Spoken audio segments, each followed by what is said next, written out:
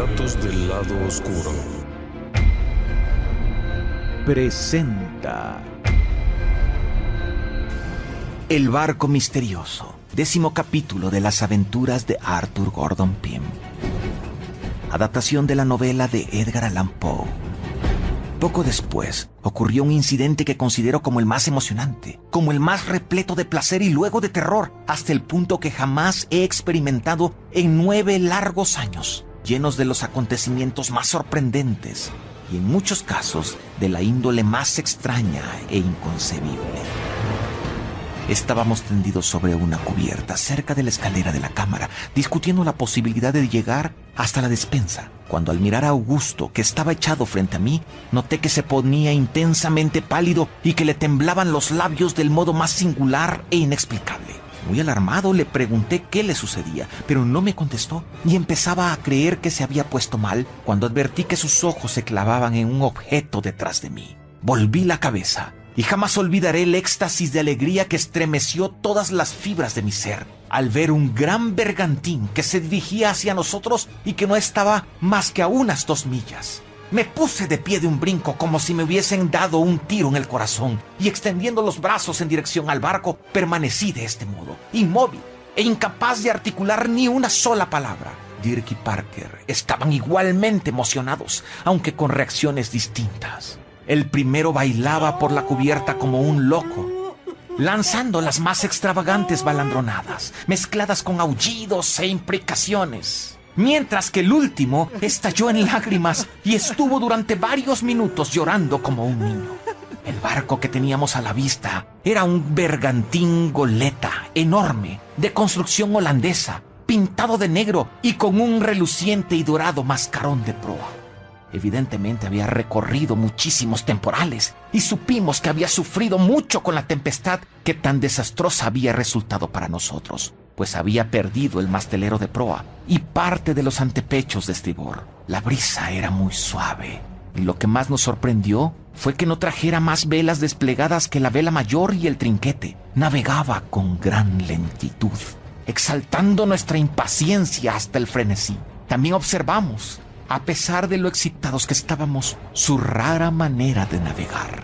Guiñaba de tal modo que en 1 o 2 ocasiones pensamos que era imposible que pudiese vernos, o supusimos que habiéndonos visto, pero no descubriendo a nadie a bordo del sumergido bergantín, viraba a bordo para tomar otra dirección.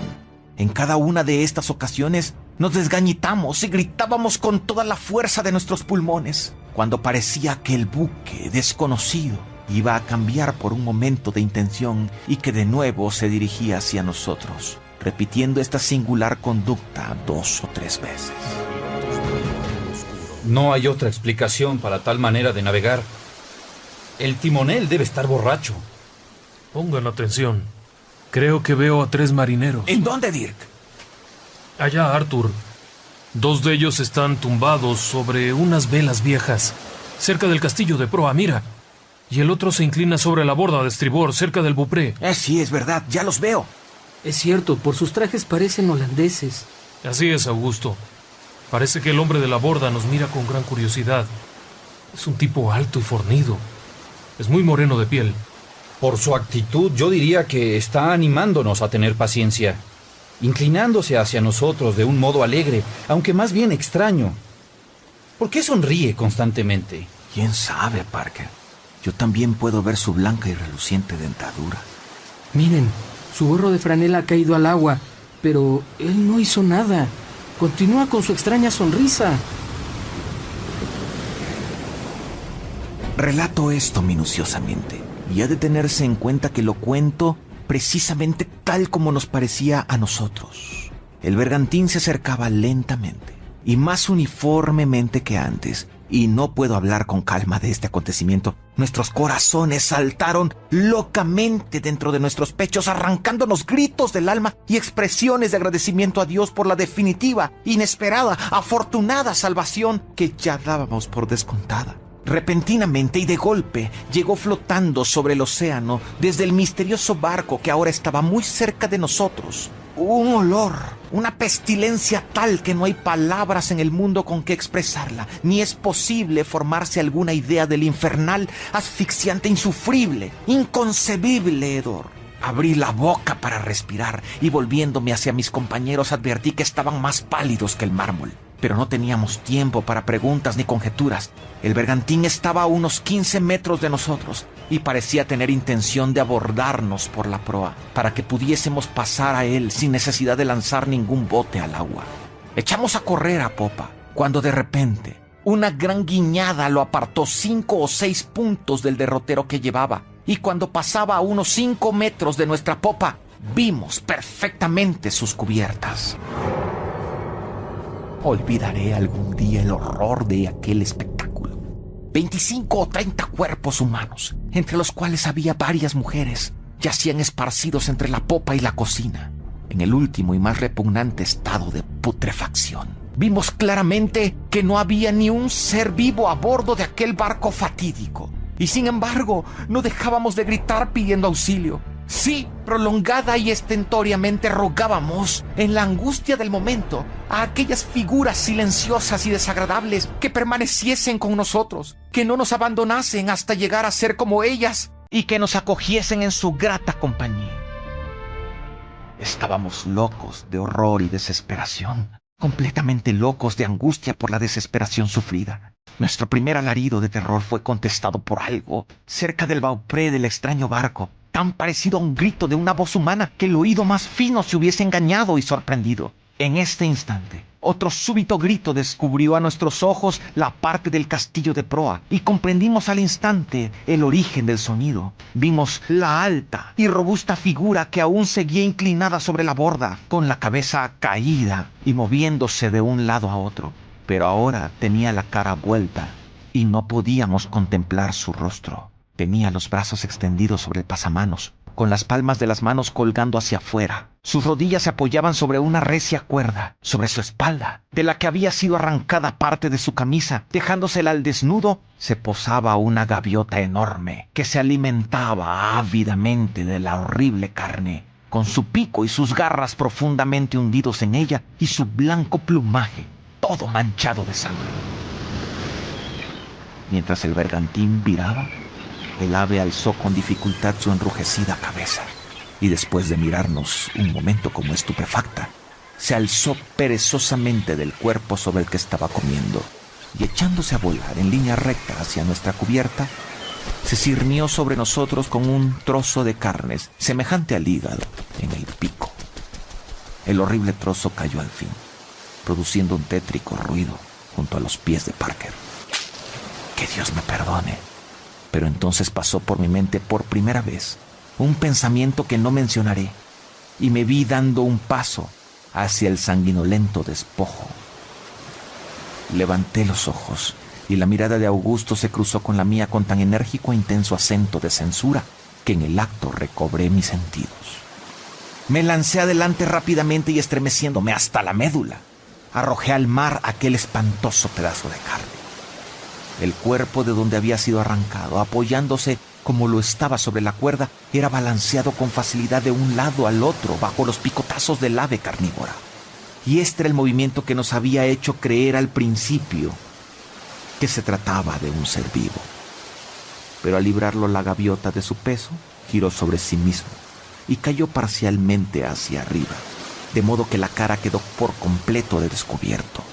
Jamás vi cosa más horriblemente pavorosa.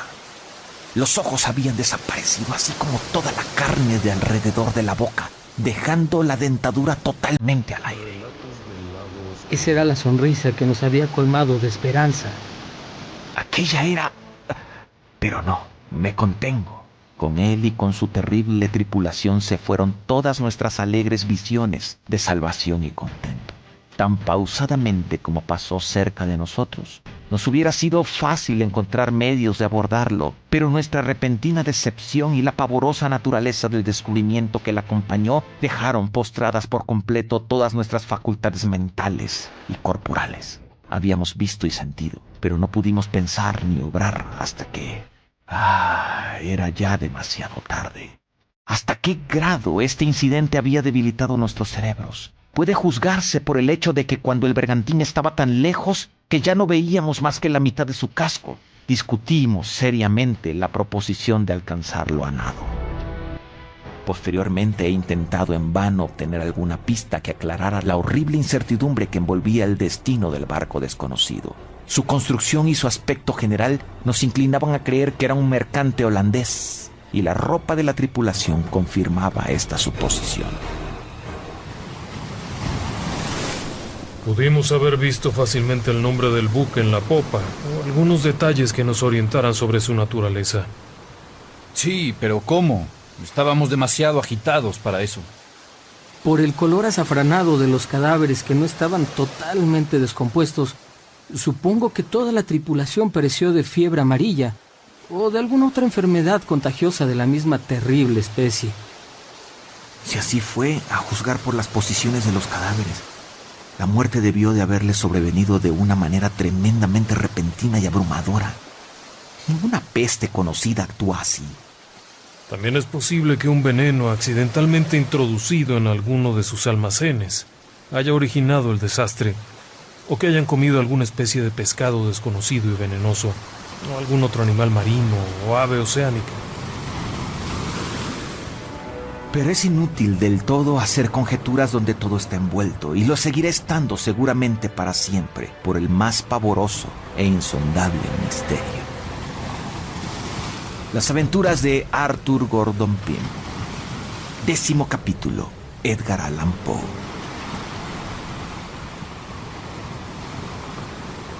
Entre las sorprendentes aventuras de Arthur Gordon Pym, novela escrita por Edgar Allan Poe y publicada en 1838, se narra el escalofriante encuentro con el buque fantasma conocido como el holandés errante. La leyenda del holandés errante se cuenta al menos desde hace 500 años, aunque podría ser más antigua porque hay quienes ven un paralelismo de esta historia con la del judío errante, sobre aquel hombre que se dice insultó a Jesús cuando estaba en la cruz y por ello se le condenó a vagar eternamente. No se sabe con certeza a quién se refiere el apodo de holandés errante, si al capitán o al barco, pero hay varias versiones de esta leyenda marina. La más conocida narra que un capitán holandés llamado Wilhelm van der Decken viajaba por el Cabo de Buena Esperanza, Sudáfrica, cuando se desató una terrible tormenta. Su tripulación, aterrada, le pidió que buscara refugio en un puerto seguro o que al menos arriara las velas mientras pasaba la amenaza. Pero el capitán van der Decken se negó burlándose de ellos, se ató al timón y comenzó a cantar y a maldecir. Algunos de los marinos creyeron que había enloquecido e intentaron apoderarse del control del barco, pero van der Decken arrojó al líder por la borda. El resto de los hombres comenzó a pedir ayuda a Dios. Entonces las nubes se abrieron y un rayo de luz iluminó la proa mientras escuchó una voz que condenó al capitán a vagar eternamente por el mar. Le dijo que ya que disfrutaba del sufrimiento de otros, de ahí en adelante solo comería hierro al rojo vivo, bebería hiel y estaría acompañado únicamente por su grumet, quien transformó su apariencia hasta tener cuernos, fauces de tigre y piel de lija. Cualquiera que se encontrara con el holandés errante a su paso, sufriría un desastre o moriría. La luz desapareció, llevándose al resto de la tripulación.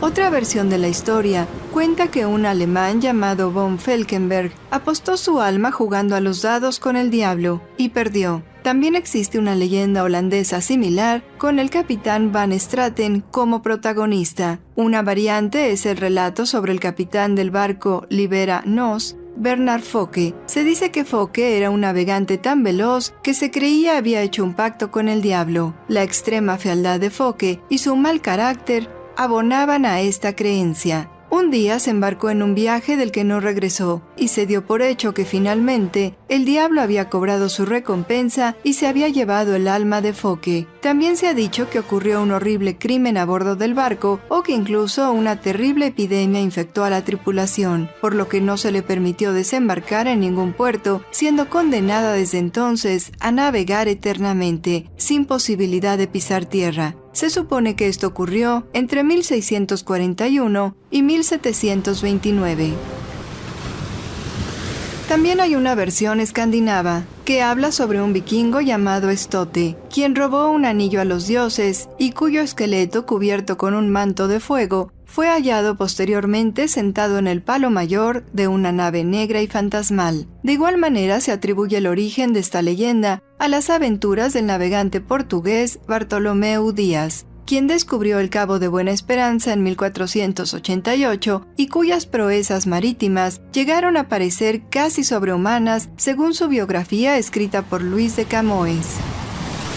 Sin importar cuál variante de la leyenda se considera, se han registrado algunos avistamientos del holandés errante. El más antiguo, ocurrido en 1702, se narra en la Magnalia Christi Americana, historia eclesiástica de Nueva Inglaterra, que escribió el pastor puritano Cotton Mather. El príncipe Jorge de Inglaterra, que posteriormente sería Jorge V, y su hermano mayor, el príncipe Alberto Víctor, duque de Clarence, que es uno de los sospechosos de haber sido Jack el Destripador, escribieron en el libro de bitácora del barco Inconstant que el 11 de junio de 1881, a las 4 de la madrugada, el holandés errante cruzó su camino. Describieron haber visto una extraña luz roja incandescente y en el centro de esa luz los mástiles, palos y velas de un bergantín, como a 200 metros de distancia. También pudieron verlo el vigía del castillo de proa, el oficial de guardia desde el puente, así como un guardia marina del Alcázar.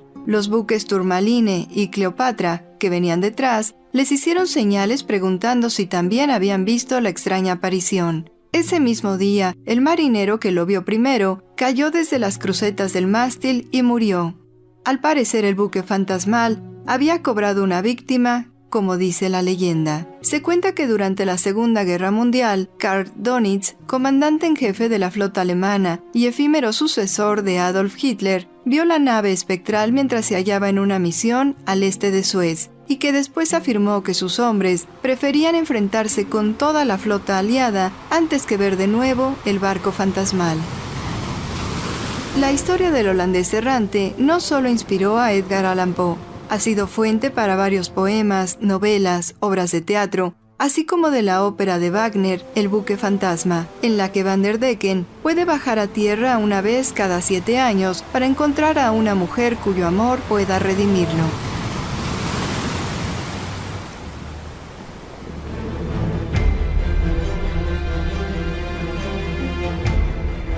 Relatos del lado oscuro. Guión y producción, Tania Sabugal. Voces: José Ramón Cantalapiedra, Michel Marín, Rosa Águila, Carlos Zárate, Yolanda Lemus, Eduardo Sabugal, Laura Gaeta y Alejandro Estrada.